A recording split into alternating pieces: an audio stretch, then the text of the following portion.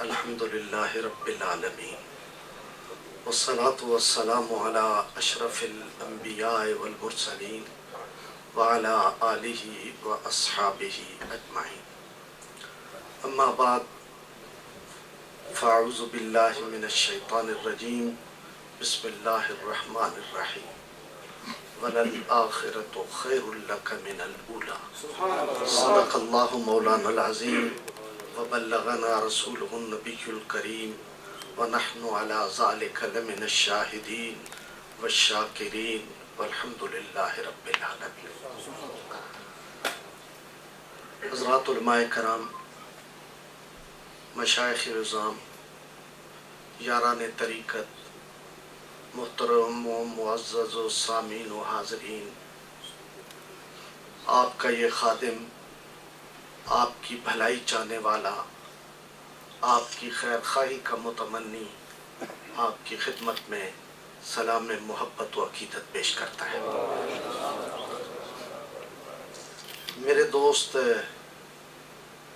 میرے بارے میں بڑے بڑے الفاظ بول رہے تھے اور میرا ماتھا شرمندگی کے پسینے سے بھیگ رہا تھا. میں اللہ کی بارگاہ میں اتنی عرض کرتا ہوں، میرے پروردگار مجھے اپنے دوستوں کے حسن ظن کے قریب قریب رکھنا. حضرات محترم، بہت خوبصورت گفتگو حضرت ضیاء الامت رحمت اللہ علیہ کے گلشن کے ایک پھول کو آپ نے مہکتا ہوا دیکھا، ان کی گفتگو سنی، ان کی خوبصورت باتیں سنی. میں خود لذت لے رہا تھا، لطف لے رہا تھا اور سوچ رہا تھا کہ اس تقریر کے بعد کسی اور تقریر کی کیا ضرورت ہے. میرے دوست محترم حاجی سجاد صاحب تشریف فرما ہیں. انہوں نے ایک دفعہ مجھ سے آ کے کہا کہ حضور ضیاء الامت رحمت اللہ علیہ بچوں کو پڑھاتے ہیں، دورہ حدیث کا سبق دیتے ہیں، تو آپ ان کی جو ویڈیو بنایا کریں. میں نے کہا ٹھیک ہے. انہوں نے ہمیں کیمرہ مہیا کیا. ہم نے وہ ایک دن آپ جب پڑھا رہے تھے تو میں نے اس کا انتظام کیا، لائٹ وائٹ لگوائی، اس کو وہاں رکھا. ایک دن آپ نے ہمیں برداشت کیا، آپ نے پڑھایا، بچوں نے پڑھا، ہم نے اس کو کیپچر کیا. جب دوسرے دن ہم وہاں پہنچے تو آپ فرمانے لگے تم کیا کرنے آئے ہو؟ ہم نے کہا ہم آپ کی یہ جو باتیں ہوں گی اس کو ٹیپ کریں گے، ویڈیو میں لیں گے. آپ نے فرمایا میں نے پڑھانا ہے، میں نے ڈرامہ نہیں کرنا، اسے اٹھاؤ اور بھاگ جاؤ. ہم نے کہا جی آپ کا کام آگے جائے گا. آپ نے فرمایا میرا کام ان چیزوں کا محتاج نہیں ہے. اگر میرے کام کی پیغام کی آپ ذمہ داری نہیں اٹھا سکتے تو پھر یہ کیا کرے گی چیزیں. تو آج وہ ذمہ داری ادا ہو رہی تھی. مجھے اللہ کی بارگاہ میں شکر ادا کرتا ہوں کہ مالک نے مجھے ایسے دوست اور رفقا عطا کیے جو حضور ضیاء الامت کے اس پیغام کو لے کے نگر نگر بستی بستی تشریف لے جا رہے ہیں. اللہ ان کے علم میں برکت نصیب فرمائے. حضرات محترم، میری دوسری گزارش یہ ہے کہ میں پاکستان سے چلا ہوں تو میں ازحد دکھی تھا. مجھے ازحد تکلیف تھی. وہ تکلیف اور دکھ اور غم کیا تھا؟ وہ مال کے جانے کا غم نہیں تھا، وہ جائیداد کے جانے کا غم نہیں تھا، وہ ایک اللہ کے بندے کے جانے کا غم تھا کہ پاکستان میں تاجدار گولڑا حضور پیر میر علی شاہ صاحب رحمت اللہ علیہ کا بلند اقبال پوتا حضرت پیر سید نصیر الدین نصیر اس دنیا سے رخصت ہو گئے. میں یہ سمجھتا ہوں اہل طریقت کے لیے یہ صدمہ تمام دیگر صدمات سے بڑھ کر صدمہ ہے. خدا جانتا ہے اللہ نے ان کو ظاہری جمال بھی عطا کیا، ان کو علمی وجاہت بھی عطا کی اور ان کو خاندانی اور حسبی نسبی بھی بنایا. اور کیا ادائیں ان کو اللہ تعالیٰ نے عطا کی تھی. اور میں خدا جانتا ہے میں کیا عرض کروں، مجھے از حد تکلیف ہے، مجھے از حد دکھ ہے، مجھے از حد افسوس ہے. قومیں پیسوں کی کمی بیشی سے نہیں مرتی، قومیں زمینوں کے بنجر ہونے سے نہیں مرتی، فصلیں نہ اگنے سے قومیں نہیں مرتی. قومیں مرتی ہیں جب ان کے رجال کار مر جاتے ہیں، اس وقت قومیں بانجھ ہوتی ہیں، اس وقت قومیں یتیم ہوتی ہیں، اس وقت قومیں خالی خزانوں والی ہوتی ہیں. پیر نصیر الدین نصیر کا اس دنیا سے رخصت ہونا ہم اہل طریقت کے لیے کوئی معمولی واقعہ نہیں ہے. اس کے اوپر جتنا دکھ کیا جائے، دیکھیں یہ بات تو ایک مسلم بات ہے کہ جس نے اس دنیا میں آنا ہے اس نے جانا ہے. موت وہ فیصلہ ہے، وہ فلسفہ ہے جس کے اوپر کسی کو کوئی اختلاف نہیں ہے.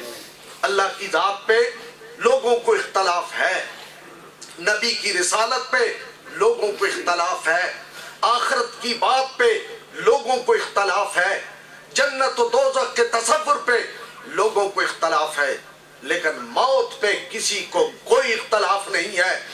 شاہ نے بھی جانا ہے، گدھا نے بھی جانا ہے، فقیر نے بھی جانا ہے، غنی نے بھی جانا ہے، تو نے بھی جانا ہے، میں نے بھی جانا ہے.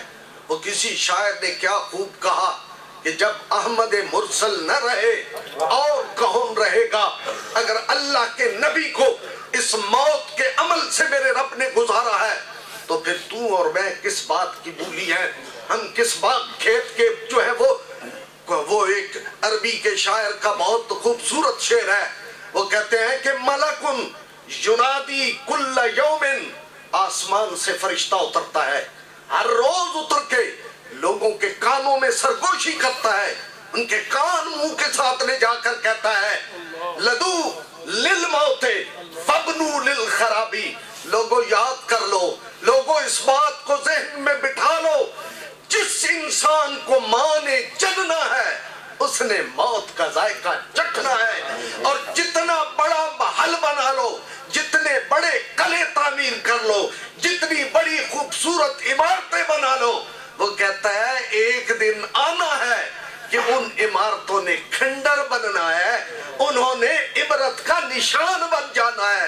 تو حضرات محترم، یہ موت تو ایسی چیز ہے جس نے ہر ایک کے اوپر اترنا ہے، تیرے اوپر بھی میرے اوپر. وہ کہتے ہیں کہ ابو جعفر منصور ایک خلیفہ گزرا، اس نے ایک محل بنوایا، محل بڑا خوبصورت، بڑا شاندار، بڑا قیمتی، مٹیریل بھی دور دور سے منگوا کے اس میں لگوایا، اس کے دروازے آبنوس کے بنوا کے لگوائے، اس کے دروازوں کے اوپر سونے کا کام کروایا، اندر پتھر جو تھے وہ بھی بڑے قیمتی تھے. بڑے دور سے مستری بلائے، بڑے مستریوں کو بلا کے وہ محل تعمیر کیا. جب وہ تعمیر ہو چکا تو بادشاہ نے اس کو دیکھا، اشش کر اٹھا کہ اس کے رہنے کا کمرہ کتنا خوبصورت، اس کی غلام گردشیں کتنی حسین و جمیل، اور اس کے رہنے والے کمرے کتنے شاندار، میرے دربار کا حال اتنا خوبصورت. بادشاہ فریفتہ ہو گیا، اس کے دل میں آیا اعلان کر دو میری مملکت میں لوگوں آؤ. بادشاہ نے محل بنایا، بادشاہ نے گھر بنایا، بادشاہ نے قلعہ تعمیر کیا. اس کے حسن کو دیکھو، اس کے جمال کو دیکھو، اس کی مضبوطی کو دیکھو. کہتے ہیں بادشاہ کو اس کے مشیروں نے مشورہ دیا، بادشاہ سلامت یہ کام نہ کرو، کیونکہ کچھ دوست ہوتے ہیں اور کچھ دشمن ہوتے ہیں، کچھ اپنے ہوتے ہیں کچھ بیگانے ہوتے ہیں. اپنے تعریف کریں گے اور دوسرے گلے کریں گے، نقص نکالیں گے. بادشاہ کہنے لگا یہی تو مطلوب ہے، اپنے خوش ہو اور شریک چل جائے، اور اگر کوئی وہ نقص نکالے تو میں اس میں داخل ہونے سے پہلے وہ نقص دور کر لوں. بادشاہ نے یہ بات کی تو اس نے کہا تیری مرضی. اعلان ہو گیا، ساری مملکت سے لوگ دور دراز سے آ رہے ہیں کہ بادشاہ کا مال دیکھنا. بادشاہ کے مال کو دیکھا، لوگ انگلیاں دانتوں میں دبا رہے ہیں، اشش کر رہے ہیں کہ کیا خوبصورتی، کیا اس میں تصمیم، کیا اس میں رانائی، کیا اس میں مضبوطی، کتنا خوبصورت مال لگا ہوا ہے، کتنا اچھا مٹیریل ہے. اور کس طرح اس کو بنایا گیا. سارے حشش کر رہے ہیں. بادشاہ بڑا خوش, سر دھن رہا ہے, کمال ہو گئی, دیکھو کتنا خوبصورت, کوئی نقص نہیں نکال رہا. کہتے ہیں شام کے وقت ایک بوڑھا آدمی آیا, سوٹی ٹیکتا ہوا, کھانستا ہوا, کھنگارتا ہوا, اور صدر دروازے کے سامنے کھڑے ہو کے اس نے بادشاہ کے محل کو ایک نگاہ اوپر دیکھا, دوسری نگاہ نیچے دیکھی, اور سر کو جھکا کے کھڑا ہو گیا. کہتے ہیں لوگوں نے پوچھا, آنکھیں شل ہو گئیں, آنکھیں خیرہ ہو گئیں, اس کے جمال کو آپ برداشت نہیں کر سکے, بولنا کیا ہے؟ وہ کہنے لگا میں نے گھر دیکھا ہے, میں نے محل دیکھا ہے, میں نے صدر دروازہ دیکھا ہے, میں نے مضبوط بنیادیں دیکھی ہیں, لیکن میں کیا بتاؤں, اس میں دو ایسی خامیاں ہیں, ایسے دو نقص ہیں جو اس کو عیبدار کر رہے ہیں. سارے حیران ہو گئے کہ یہ کیسا انسان ہے جس کی وجہ سے جو ہے وہ عیب نکال رہا ہے. اور وزیر آ گئے, انہوں نے پوچھا عیب بتا. اس نے کہا تمہیں نہیں, بادشاہ کو بتاؤں گا, خلیفہ کے پاس لے چلو, اس کو جا کے کہوں گا اس میں یہ نقص ہے, اس میں یہ نقص ہے, اس میں یہ خرابی ہے. تو اس کو پکڑ کے لے گئے. بادشاہ سلامت, یہ دیکھو تن پہ کپڑا نہیں, رہنے کو جھونپڑا نہیں, اور لگا ہے بادشاہ کے محل کے نقص بیان کرنے. یہ کہتا ہے بادشاہ کے محل میں دو ڈیفالٹ ہیں, دو نقص ہیں, دو خرابیاں ہیں. بادشاہ نے کہا تو ٹھیک ہے, اس کو میرے آگے کرو. پوچھا بابا کیا خرابی ہیں؟ تو اس نے بڑی خوبصورت بات کی. پہلی بات اس نے کہا بادشاہ پہلی خرابی یہ ہے کہ تو اس میں صدا نہیں رہے گا, تو اس میں صدا نہیں رہے گا. اور پھر کہا اس میں دوسری خرابی یہ ہے کہ تیرا یہ محل صدا نہیں رہے گا, نہ صدا تو رہے گا, نہ تیرا محل رہے گا. ملک ینادی کل یوم لدو للموت وابنو للخرابی. ارے بادشاہ ہو سن لو, ماڑی والو سن لو, کاروں والو سن لو, غریب و فقیر و چلنے والو سن لو. یہ میرے رب کا پیغام ہے انسان کے پاس کہ جس نے آنا ہے اس نے جانا ہے, اور جس نے جو کچھ بنایا ہے اس نے ایک دن کھنڈر. حضرات محترم, میں حضرت پیر نصیر الدین نصیر کی بات کر رہا تھا. اللہ تعالیٰ ان کے درجات کو بلند کرے. ہمیں ان کے جانے کا ازد دکھ ہے, ازد افسوس ہے. وہ میرے ایک دوست ہے پیر سید مزمل شاہ صاحب. جب حضور پیر نصیر الدین نصیر کا جنازہ ہوا, اور وہ فقیر کا جنازہ تھا, ایک درویش کی بیٹے کا پوتے کا جنازہ تھا, اور اس میں کوئی سرکار دربار کا عمل دخل نہیں تھا. تو اللہ تعالیٰ کی طرف سے مخلوق خدا ایک جم غفیر, جھوٹ بول کے بھی انسان کہہ سکتا ہے کہ لاکھوں کی تعداد میں اللہ کے بندے اس درویش, ایک درویش کے پوتے کی جنازے میں شرکت کے لیے کشاں کشاں آئے. لاکھوں کی تعداد میں تا حد نظر انسان کہہ سکتا ہے کہ مخلوق خدا موجود تھی. مجھے ایک بار شام جانے کا اتفاق ہوا.